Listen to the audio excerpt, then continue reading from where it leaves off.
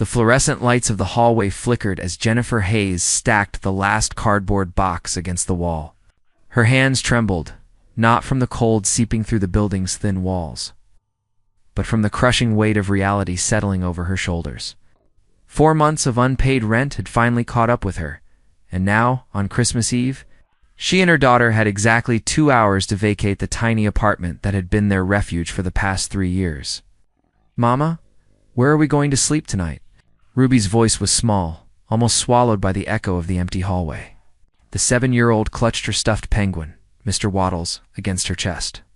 Her brown eyes wide with a worry no child should have to carry, Jennifer knelt down, forcing her lips into a smile that didn't quite reach her eyes. "We're going on an adventure, sweetheart. Remember how we talked about being brave?" She tucked a strand of Ruby's dark hair behind her ear, her heart splintering at the sight of her daughter trying to be strong. Frank Delgado, the building superintendent, stood near the elevator with his arms crossed, his weathered face betraying a hint of sympathy beneath his stern expression. "I'm sorry, Mrs. Hayes. I really am. But the owners are putting pressure on me. I've given you all the extensions I could." "I understand, Mr. Delgado." Jennifer's voice was steady, though everything inside her was screaming. She had called everyone she knew. Her parents had cut ties with her when she refused to give Ruby up for adoption after her husband left. Her few friends were struggling themselves, unable to take in 2 more mouths to feed. The women's shelter had told her they were at capacity. With a waiting list that stretched into the new year, she gathered their 2 battered suitcases, one large and one small, with a faded princess pattern, and took Ruby's free hand. The December air hit them like a physical blow as they stepped outside. Snow had been falling steadily since morning, transforming the streets of Portland into a winter postcard. Beautiful and merciless in equal measure, Jennifer pulled Ruby's knit hat lower over her ears and wrapped the scarf tighter around her neck. "Let's walk for a bit, okay? We'll find somewhere warm." They walked for over an hour, dragging their suitcases through increasingly deep snow. The festive lights strung across storefronts and lampposts seemed to mock their situation. Through windows, Jennifer could see families gathered around dinner tables. Children, opening early presents, the warm glow of belonging that felt like a distant memory. Ruby's steps grew slower, her small legs struggling against the accumulating snow. "Mama, I'm tired, and my feet are cold." Jennifer's chest tightened. They had wandered into a neighborhood she barely recognized, an area where the houses grew larger and the gates more ornate. Mansions sat behind iron fences and manicured hedges, now frosted with white.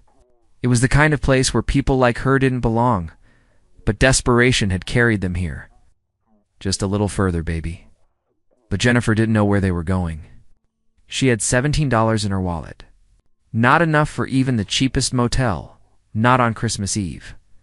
Ahead, a stone bench sat beneath a sprawling oak tree, partially sheltered from the falling snow.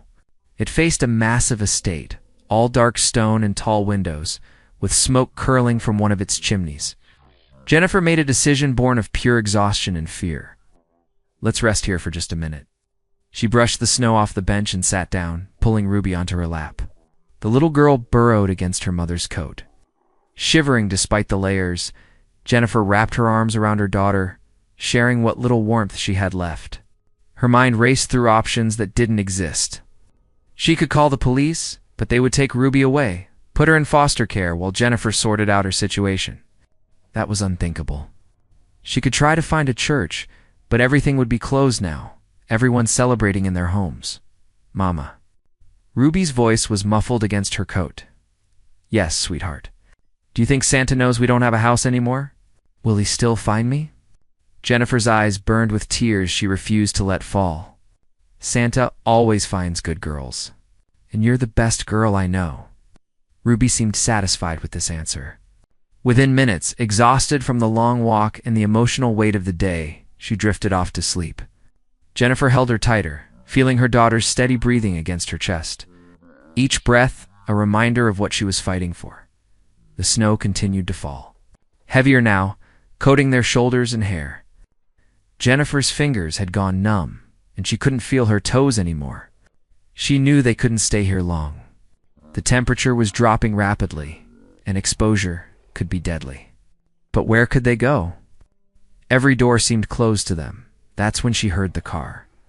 A sleek black vehicle pulled up to the estate's gate, its headlights cutting through the falling snow. Jennifer instinctively ducked her head, not wanting to draw attention, praying whoever it was wouldn't call the police on them for loitering. The driver's side door opened, and a tall figure emerged. Even through the snow, Jennifer could make out broad shoulders beneath an expensive-looking overcoat, the kind of confident posture that came with wealth and power. The man paused, his hand on the gate's keypad, turned his head toward them. Christopher Ashford had been thinking about quarterly reports and a conference call scheduled for tomorrow morning. He had spent Christmas Eve, like he'd spent most evenings, working late at his downtown office, avoiding the holiday cheer that felt hollow after the accident 5 years ago. The accident that had taken his wife and unborn child on a night much like this one. He was inserting his code when movement caught his eye. A woman, sitting on the bench across from his property, holding what appeared to be a child. His first instinct was to ignore it, to retreat into the fortress of his home and his solitude. But something made him pause. The woman wasn't moving. She was just sitting there in the snow, holding the child, with 2 suitcases at her feet. Christopher felt something shift in his chest, a crack in the ice he had built around himself, against every instinct that told him to mind his own business. To protect his carefully constructed isolation, he found himself crossing the street toward them. As he approached, he could see her more clearly. She was young, maybe late 20s, with exhausted eyes that tracked his movement warily. The child in her arms was asleep, completely vulnerable to the elements. The woman's lips had a slight blue tinge, and snow had begun to accumulate on their shoulders. "Excuse me," Christopher said, keeping his voice low so as not to wake the child. "Are you all right?" Jennifer's body tensed. "We're fine. Just resting." He glanced at the suitcases, then back at her face, reading the story written in the circles under her eyes and the proud set of her jaw. "It's Christmas Eve. It's below freezing. You're clearly not fine. We'll be moving along soon." Jennifer tried to sound firm, but her voice shook, betraying her. Christopher looked at the sleeping child, at the worn suitcases, at the woman trying so hard to maintain dignity in an impossible situation. He thought of Emma, of the family he had lost, of the empty rooms in his house that echoed with memories and loneliness. "When was the last time you ate?" he asked. Jennifer's silence was answer enough. He made a decision that surprised even himself. "I have a guest house. Separate entrance, fully furnished. You could stay there tonight. Get warm. There's food. We don't need charity." The words came out sharper than Jennifer intended. "It's not charity. It's Christmas Eve, and you have a child." Christopher's voice was matter of fact, brooking no argument. "Consider it basic human decency. You can leave tomorrow if you want, but tonight, get out of the cold." Jennifer looked down at Ruby, whose lips were definitely taking on a blue tint now, then back at the stranger. Every instinct told her to be cautious, to protect her daughter from potential danger. But another, stronger instinct was screaming that if they stayed out here much longer, Ruby would be in serious danger from the cold. "Just for tonight," she heard herself say. "We'll leave first thing in the morning." Christopher nodded and reached for the larger suitcase. "This way." As Jennifer stood, cradling Ruby in her arms, she followed the stranger through his gate and up a snow-covered path. She couldn't shake the feeling that this Christmas Eve, this moment of desperation, was somehow going to change everything. The guest house was nothing like Jennifer had imagined. Christopher led them past the main mansion to a smaller structure nestled among snow-laden evergreens, its windows glowing with warm light that seemed to beckon them inside. He unlocked the door and stepped aside, allowing Jennifer to enter first. The interior was cozy yet elegant, with exposed wooden beams crossing the ceiling and a stone fireplace already crackling with fresh logs. A plush sofa faced the hearth, flanked by 2 armchairs upholstered in deep burgundy fabric. Through an archway, Jennifer could see a small kitchenette with granite countertops, and beyond that, 2 bedroom doors stood partially open. "Mrs. Rosen must have prepared it earlier," Christopher said, Noticing Jennifer's surprised expression, "She's my housekeeper. She lives in the east wing of the main house and tends to anticipate needs before I even know I have them." Jennifer carefully laid Ruby on the sofa, tucking a throw blanket around her daughter's small frame. The child stirred, but didn't wake, exhausted beyond measure. Jennifer's own body ached with fatigue, but she remained standing, maintaining a careful distance from their unexpected benefactor. "Thank you," she said quietly. "For this, we really will leave tomorrow." Christopher studied her for a moment, his gray eyes unreadable. "The bedrooms are through there.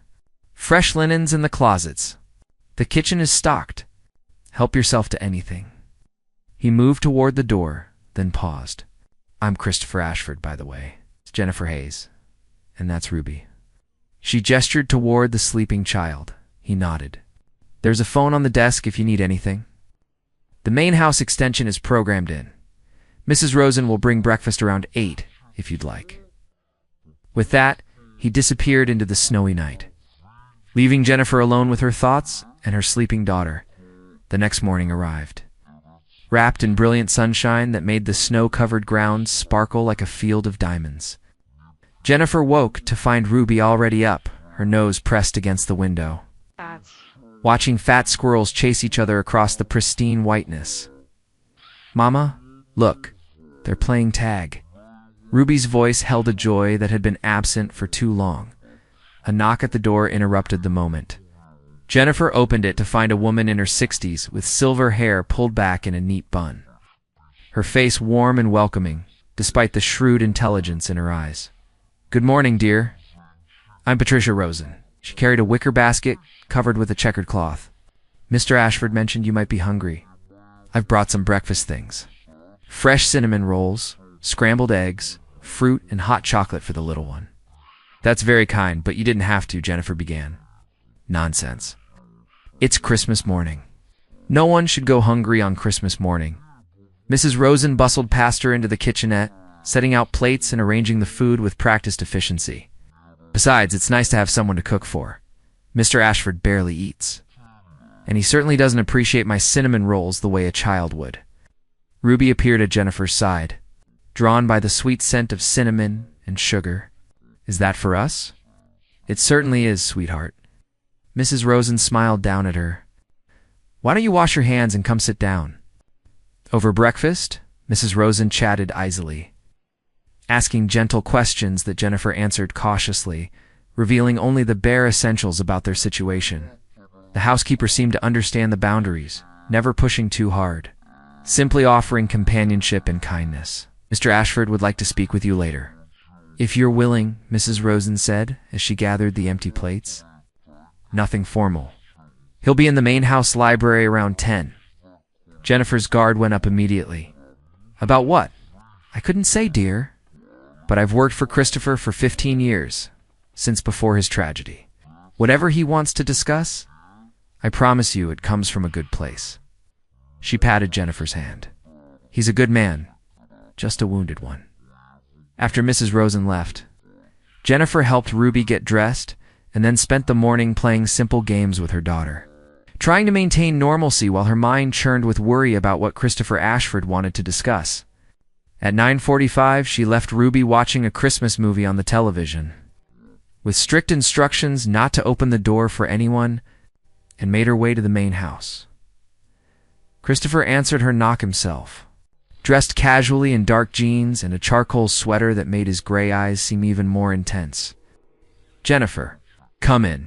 He led her through a stunning foyer with marble floors and a sweeping staircase, then down a hallway lined with bookshelves into a library that took Jennifer's breath away.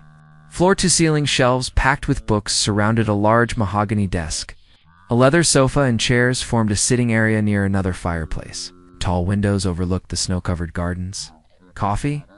Christopher gestured toward a silver service set on a side table. Yes. "Thank you." Jennifer accepted the cup with hands that trembled slightly. Unsure what to expect, Christopher settled into one of the leather chairs, cradling his own cup. "I want to be direct with you, Jennifer. I spent some time last night thinking about your situation, and I have a proposition." Oh. Jennifer's stomach clenched. She had heard propositions before, from men who thought a desperate woman was an available woman. "Mr. Ashford, please, let me finish." He held up a hand. "I need someone to manage my household affairs. Mrs. Rosen is getting older, and while she refuses to admit it, the work is becoming too much for her. I need someone to handle correspondence, coordinate with service providers, manage my calendar, things like that.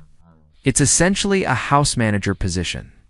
The job comes with a salary, health insurance, and housing in the guest house where you're staying now." Jennifer stared at him, trying to process what she was hearing. "You're offering me a job? You don't even know me." "I know enough. I know you're a mother who's doing everything she can to protect her child. I know you have pride, which is why you bristled at my offer last night. I know you're educated based on the way you speak." He paused. "And I checked the references on your resume this morning." "How did you? Your suitcase fell open when I brought it in last night. I saw your resume folder. I hope you don't mind, but I made some calls." He set down his coffee cup. "Your former employer, David Hutchinson at Mercer Financial, spoke very highly of you. He said letting you go was one of his biggest regrets, but the company downsizing left him no choice. He said you were the best accountant he ever hired." Jennifer felt heat rise to her cheeks, a mixture of embarrassment and something else, something that felt dangerously close to hope. "That was 2 years ago. Before everything fell apart? Before your husband left you pregnant and alone, you mean?" Christopher's voice was matter-of-fact, not pitying. "Hutchinson told me about that too. He said you worked until the day before Ruby was born, and you would have come back if childcare costs hadn't made it impossible. He told you all that?" Jennifer couldn't believe her old boss had been so forthcoming with a complete stranger. "He told me because I asked, and because he genuinely cares about what happened to you. When I explained the position I was offering, he said I'd be lucky to have you." Christopher leaned forward, his expression earnest. "I need help, Jennifer. This house is too big, too empty. Mrs. Rosen won't retire because she worries about me, but she should be enjoying her golden years, not managing a property this size. And you need stability and a safe place for Ruby to grow up. It seems like a situation that could benefit both of us." Jennifer looked around the magnificent library, then out at the pristine grounds. It seemed too good to be true, and in her experience, things that seemed too good to be true usually were. "Why are you really doing this?" Christopher was quiet for a long moment, his gaze drifting to the window. 5 years ago, I lost my wife Emma and our unborn son in a car accident. It was snowing, much like last night. I was supposed to drive home from a holiday party, but I'd had too much to drink, so Emma drove instead." His voice remained steady, but Jennifer could hear the pain beneath it.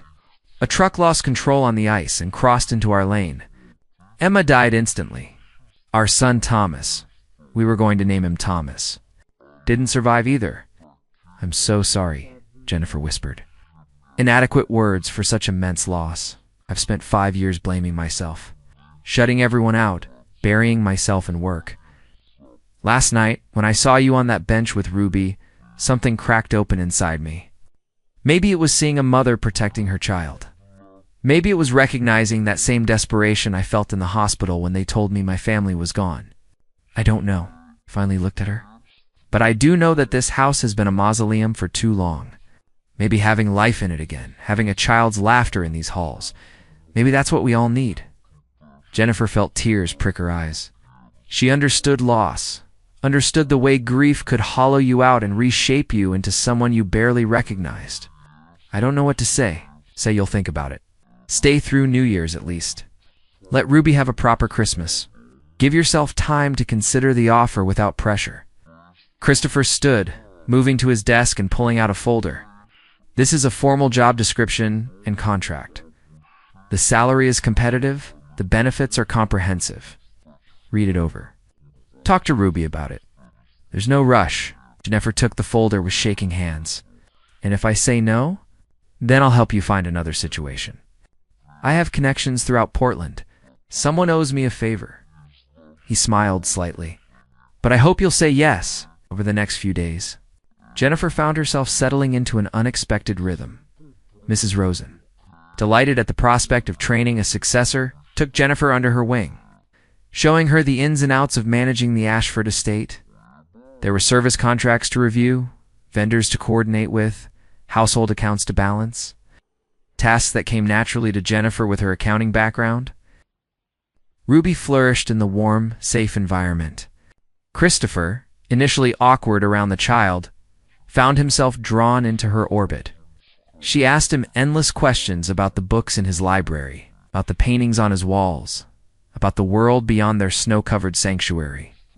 He answered patiently, and Jennifer would sometimes catch him smiling at Ruby's enthusiasm. Genuine smiles that transformed his usually solemn face.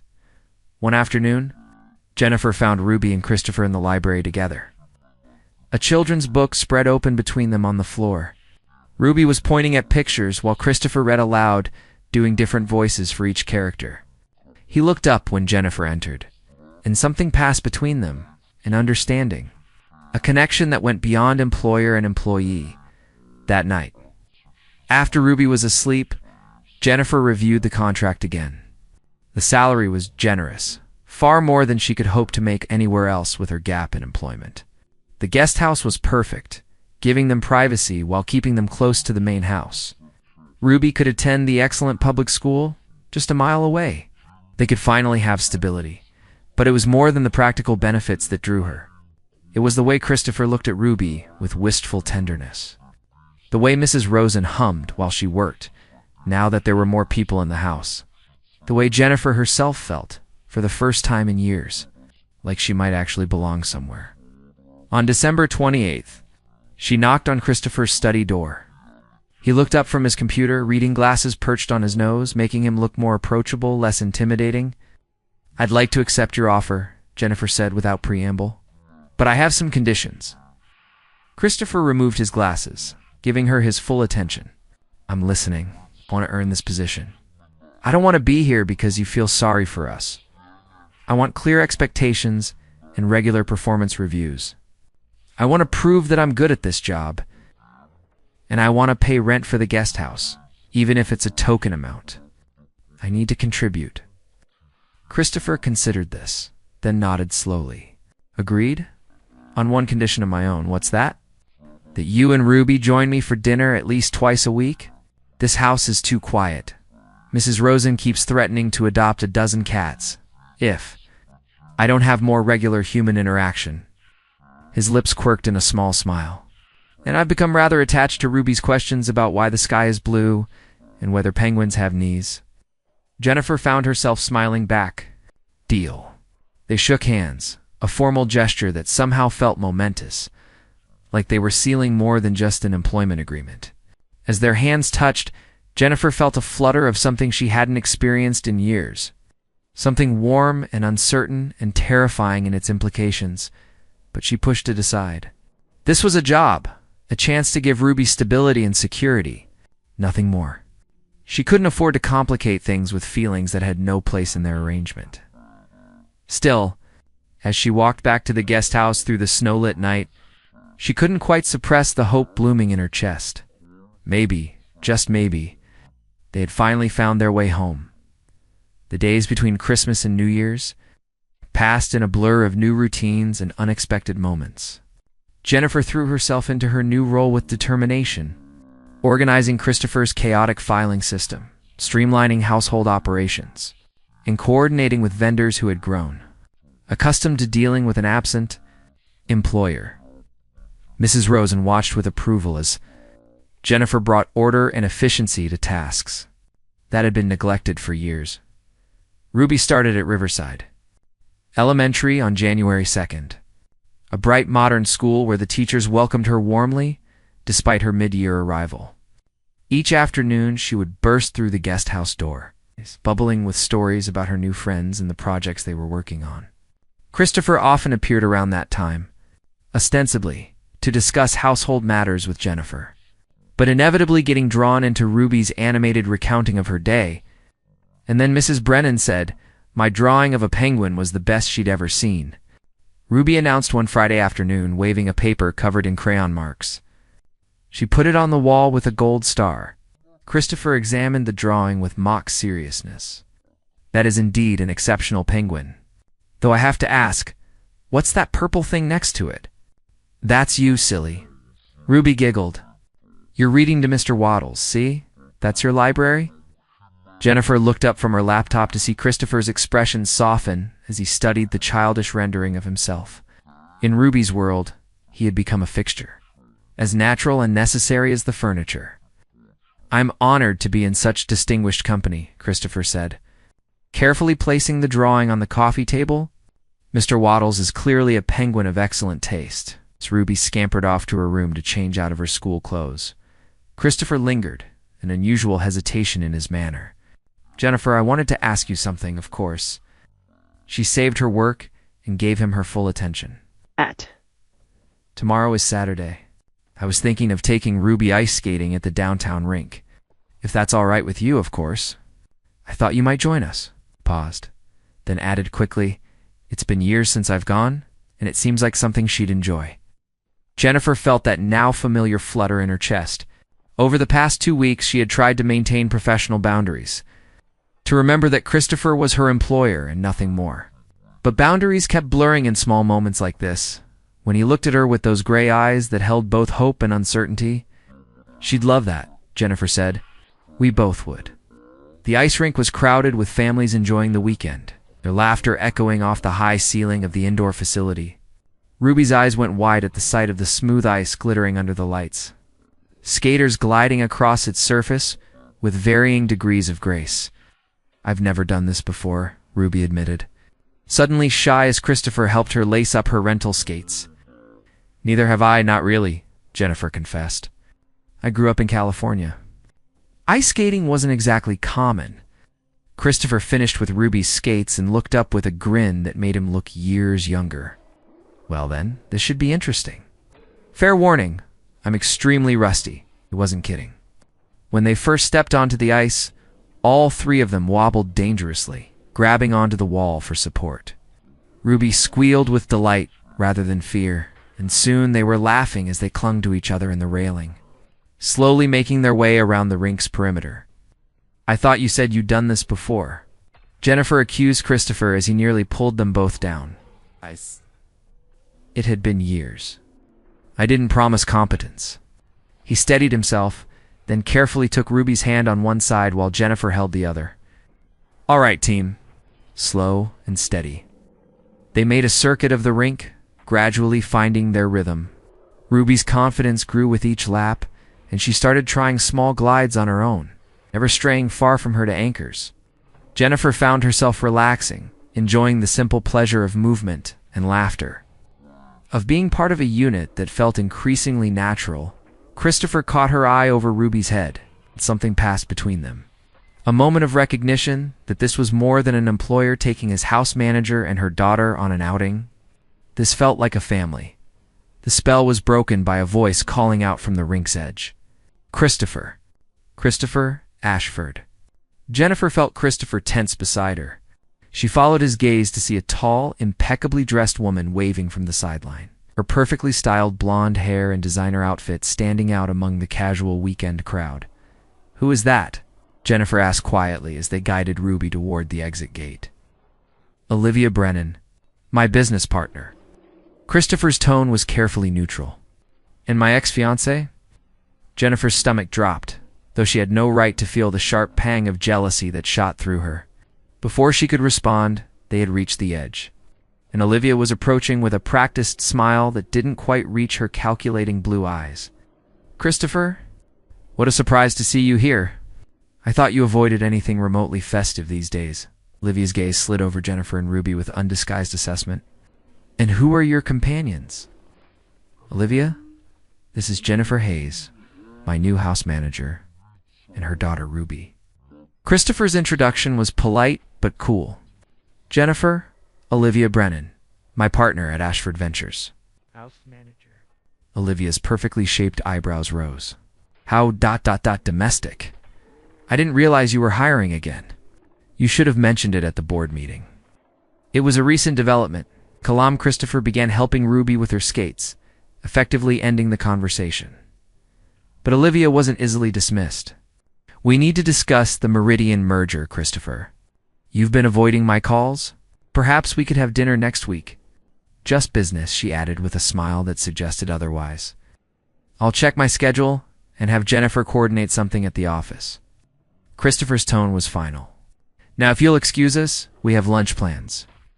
As they walked away, Ruby tugged on Jennifer's hand. Mama, I don't think that lady was very nice.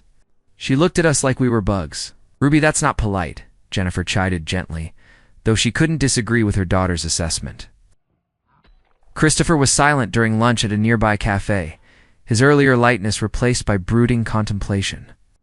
Ruby chattered away, oblivious to the tension, but Jennifer felt it keenly. She wondered about his history with Olivia, about what had ended their engagement, about whether there were still feelings there that evening. After Ruby was asleep, Jennifer heard a knock on the guest house door. She opened it to find Christopher standing in the cold, hands shoved in his coat pockets. "Can we talk?" he asked. Jennifer wrapped her cardigan tighter around herself and stepped out onto the small porch, closing the door quietly behind her. "Of course, I owe you an explanation about Olivia." Christopher leaned against the porch railing, his breath forming clouds in the frigid air. "We were engaged 6 years ago, before I met Emma. Olivia and I made sense on paper. Same social circles, compatible career goals, similar backgrounds. But there was no real connection, no depth. I broke it off, and 6 months later, I met Emma at a charity auction." He paused, lost in memory. Emma was everything Olivia wasn't. Warm, genuine, passionate about life. We got married within a year, and she was pregnant when she died. After the accident, Olivia reappeared, offering support, suggesting we could try again. She thought we could build something practical, something safe. I considered it for about 5 minutes before realizing I'd rather be alone than settle for anything less than what I had with Emma. "Why are you telling me this?" Jennifer asked softly, though her heart was pounding. Christopher turned to face her directly, the porch light casting shadows across his angular features. "Because I need you to understand that I'm not that person anymore, the one who could settle for convenience over connection. And because I need you to understand why seeing you with Ruby today, laughing and falling on the ice, felt more real and more right than anything has felt in 5 years. Jennifer's breath caught. "Christopher, I'm not asking for anything," he interrupted. "I know this complicates things. I know I'm your employer, and that creates a power imbalance. I just needed you to know that this, whatever is developing between us, it's not casual for me. You and Ruby have brought life back into that house, into me. I'm not ready to let that go." Before Jennifer could formulate a response, headlights swept across the driveway. A taxi pulled up to the main gate, and a man got out, paying the driver before turning toward the property. Even in the darkness, Jennifer recognized the silhouette, the particular way he carried himself. "No," she breathed, ice forming in her veins. "It can't be." Richard Hayes, her ex-husband, walked through the open gate with the confidence of someone who had every right to be there. "Jennifer," he called out, spotting them on the porch. "We need to talk." Christopher straightened, immediately protective. "Who is this?" "My ex-husband." Jennifer's voice was hollow. "Ruby's father." Richard approached, and in the porch light, Jennifer could see he looked much as he had 3 years ago when he'd packed his bags and walked out. Handsome in a boyish way, with sandy hair and an easy smile that had once charmed her completely. Now, it just made her feel sick. "What are you doing here, Richard? How did you find us?" "I hired an investigator." "Wasn't hard once I knew you'd been evicted." He glanced at Christopher, then at the mansion behind him, and his expression soured. "It looks like you landed on your feet pretty quickly. Nice place. What do you want?" Jennifer's hands clenched into fists at her sides. "I want to see my daughter. I have rights, Jennifer. And now that I'm in a position to provide for her, I think it's time we discussed custody arrangements." The word custody hit Jennifer like a physical blow. "You walked away. You signed away your parental rights when you left." "Actually, I didn't. Stop paying child support." "Sure, but I never signed any legal documents terminating my rights." "Check with your lawyer if you can afford one." Richard's smile was smug. "I've remarried Jennifer. Stephanie comes from money, and we have a big house in Lake Oswego. Ruby would have opportunities there. A good school, stability. It's more than you can give her. You can't do this." Jennifer's voice shook with rage and fear. You abandoned us. You have no right. I have every right. I'm her father. Richard pulled out his phone, showing a photo of a spacious house with a manicured lawn. This is where Ruby could be living. With her real family, or she can stay here, depending on her mother's charity job. He emphasized the last two words with disdain. Christopher stepped forward, his voice low and dangerous. I think you should leave now. And who are you exactly? The new boyfriend. You move fast, Jenny. Richard's use of the nickname he'd called her during their marriage felt like a violation. Don't worry, I'll be back with my lawyer. We'll settle this properly. He walked back down the driveway, pulling out his phone to call another taxi. Jennifer stood frozen, her entire world crumbling around her. Everything she'd worked for, every sacrifice she'd made. And Richard could simply take Ruby away because he'd married money. He can't do this, she whispered, but her voice lacked conviction. Can he? Christopher's jaw was tight with anger. Let's find out. I have lawyers. Good ones. We'll fight this, Jennifer. You're not alone. But Jennifer barely heard him. She was already moving toward the guest house, toward her sleeping daughter, the child who was her entire world. The child Richard Hayes had abandoned, but now wanted to claim like a possession he'd left behind. The next 2 weeks were a nightmare of legal consultations and escalating threats. Richard filed for custody, presenting himself as a reformed man ready to take responsibility for his daughter. He had money now, a stable marriage. All the things that looked good on paper to a family court judge. Jennifer worked frantically, trying to document her years of single parenthood, gathering letters of recommendation from Ruby's teachers, from Mrs. Rosen, from her old employer, but she knew how these cases often went. Fathers who suddenly wanted custody, especially wealthy ones, often got it. Ruby sensed something was wrong, becoming clingy and anxious. Is Daddy coming to take me away? She asked one night, and Jennifer's heart shattered at the fear in her daughter's voice. I won't let that happen, baby. I promise. But Jennifer didn't know if it was a promise she could keep. Christopher threw every resource he had into the fight. His lawyers were indeed excellent, building a case around abandonment and Ruby's best interests. But Richard's lawyers were equally skilled, painting Jennifer as an unfit mother who'd been homeless and was now living off a man's charity. The preliminary hearing was scheduled for mid-January. Just 2 weeks after Richard's appearance, Jennifer sat in Christopher's library the night before, reviewing her testimony with his legal team. When Olivia appeared at the door, Christopher, we need to talk, privately. Her gaze flickered to Jennifer dismissively. Whatever you need to say. You can say in front of Jennifer. Christopher didn't look up from the documents he was reviewing. Olivia's expression hardened. Fine, I'll be direct. This custody case is becoming a liability to the company. Clients are starting to talk. Having your house manager and her messy personal life entangled with our business image is damaging our reputation. Olivia Christopher's voice held a warning. Let me finish. Olivia moved into the room, her heels clicking sharply on the hardwood. I've done some digging. Jennifer's ex-husband isn't wrong about her financial instability.